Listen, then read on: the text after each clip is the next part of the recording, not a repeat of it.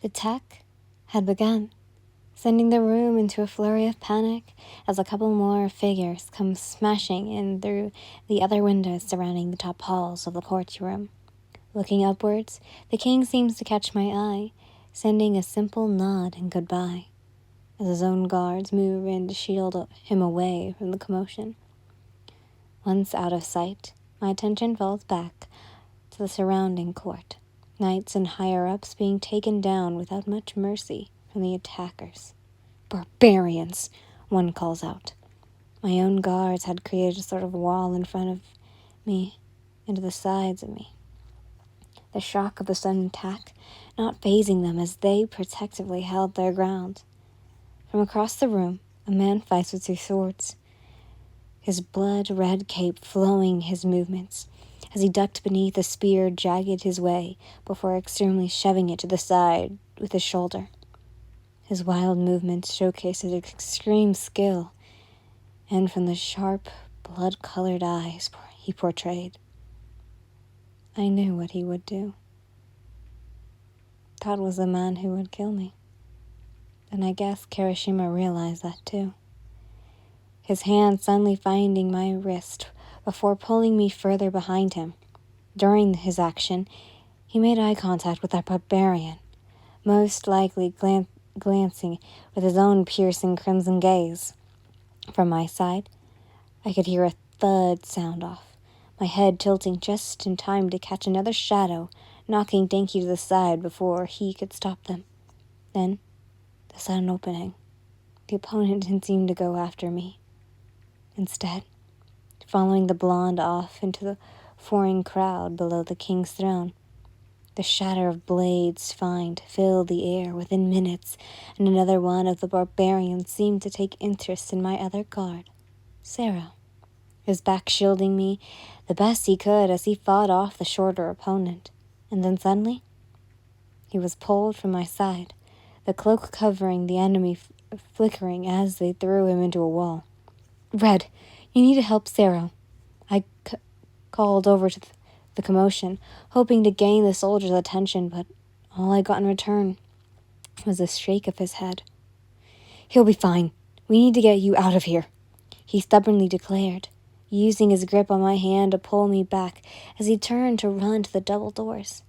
I tried shaking my head as he pulled, his free hand grabbing the handle and yanking it a few times before he cursed under his breath. "Damn it, it's locked." And when I see his free arm suddenly harden as it pulled back, I pulled at our jointed arms. "H, don't!" He didn't even have time to strike the door. My force had pulled him to the sliver to the side, avoiding the knife that had just embedded itself in the wood. His crimson gaze flickered back to mine. The proximity of getting me out of here now becoming second mission as the barbarian from earlier approached. Swords drawn, the red-eyed ash blonde looked over the two of us, and Kirishima moved in front of me with his own glare of display. "Get out of the way." A gruff voice demanded over the fighting, and Kirishima's hand slowly let go of mine to reach for his sword. "Over my dead body," he replied, swiftly pulling the sword loose from its sheath and holding the tip defensively in front of us. "And the barbarian?" He laughed, swiftly launching forward before I squinted my eyes shut, and the sound of metal on metal clanged through my ears. A few visual sparks flickered through the air as the shorter male brought his two swords down on Kirishima's one, a momentum barely pushing the soldier back before he shoves the barbarian a few feet away. "Stay here," he calls over his shoulder, before taking a few steps forward to follow the fight of the leader of this ambush. And of course, all I could do was watch as Kirishima set attack on attack against the ash blonde, using his hardening to deflect the second sword that continued his flurry of attacks. And for a second, it seemed the barbarian was on defense, until one of the cracks in Kirishima's skin dull, the slight difference showcasing his tiredness and usage of his quirk. Once the Crimson Soldier was able to disarm the barbarian of one of the blades, the barbarian wasted no time in dodging to the side and sending his fist into the side of Kirishima's head. An audible boom filled the air along with smoke, sending Kirishima's head to the side with an impact causing him to stumble off his balance for a moment. The sides of him now slightly hardened. Hair now had smoke flittering up from where he had been struck. His head craning to see the barbarian's hand flexing with small explosions running across his palm. My turn. The man seethed, throwing his hand forward again and setting off an explosion, the light blowing Kirishima back a bit as he dropped his sword and retorted to throwing his arms up to block it. But I already knew how Kirishima's quirk worked, and against this type of quirk, he wouldn't last long. Soon, getting kicked back and landing in front of me, I wasted no time in crouching to the floor, running my hand over his forehead to check for his grimacing eyes.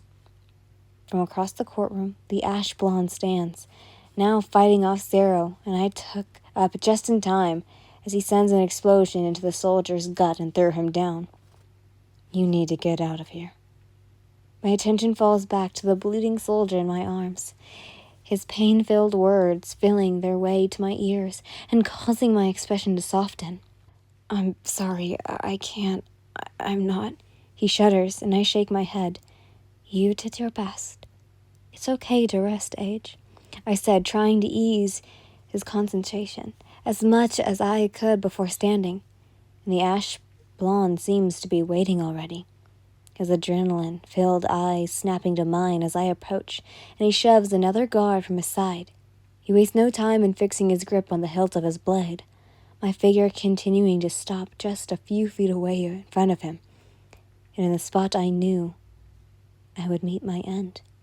Near the middle of the courtroom, surrounded by fighting, he runs at me, swiftly bringing his sword down.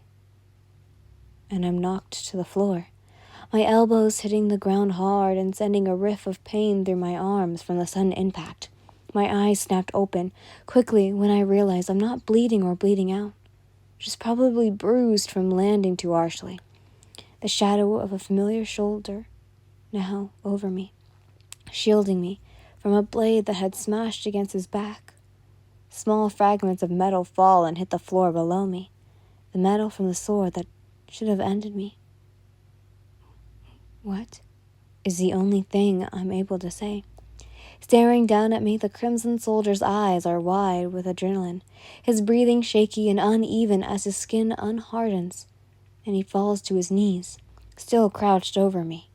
I'm unsure why, but staring up at the ragged soldier above me, my body, still in shock, leans forward, finding his as my hands reach up and grasp the sides of his face, pulling him further down. He tenses beneath the kiss, and the shock gasps that flicker through the courtroom wake me from my daze. Fighting had seemed to cease, and the shock of our original opponent seems to fall. What the hell, Kirishima? He sneers in confusion. And that's when I hear metal footsteps closing in. Backup guards were filling in from the room, causing the arrest, the intruders like I had seen in my vision earlier. Kachan, we need to go. A voice hollers through an suddenly quiet crowd, and after a moment, I see a flicker of green as the intruders suddenly retreat, jumping back through the window they had come from before any guards could capture them. Seeing that we were now safe, Kirishima quickly moves to the side, off of me, and I scramble to my feet. I glance up to the king's throne while whispers fill the courtroom. We had been right in the middle, for all to see. Unbelievable! A voice fills the calls from the furious crowd now surrounding us, the masks of the king's courts surrounding in disgust and filling the air with vile shouts. But the king's voice seems to cut above all as he stares upward in fear. The rebels have fled, he states. This is not the scenario that you described, he ceased. This is not what I saw, I stuttered, blinking in disbelief. My quirk was never wrong. This truly wasn't what I don't know what happened. No. Kirishima grunted from my side, forcing himself up to stand slightly in front of my shaking figure. It was me, he defended, voice much louder now. Clearly, I warned you of this, the older man states, turning his attention towards me for a moment before focusing back on the soldier in front of my figure. You aided the rebels in escaping, he accuses, and now you dare put your filthy, low-life hands on a member of my court, he speaks. My eyes widened. Rip out his tongue and execute him. The horrid sounds of metal clamping our way filled my ears, and my hand found its way to Eijiro's, my jaw crunching as I blinked and yanked the redhead back. Wait! He stutters and I jump, sending my foot onto one of the closest guard's chest and shoving him out of the way as I bolted to the now open double doors. Oh, what are you doing? The crimson soldier questions as I drag him off, leaving the courtroom with a flurry of guards on our trail. I didn't know where to go. I just knew that if I took a turn here and another turn, I had to run all the way back to my room, throwing the door open and slamming it shut. And once Kirishima stumbled in after, I let go of his hand and swiftly locked the door, the mass of guards now banging on the wood as I stepped back, my eyes widened with exhilaration. And when I turned back to Eijiro, his eyes were wide as well. Shock across his features as we stared at each other, and the sound of shouting guards filled in the tense air just outside our door.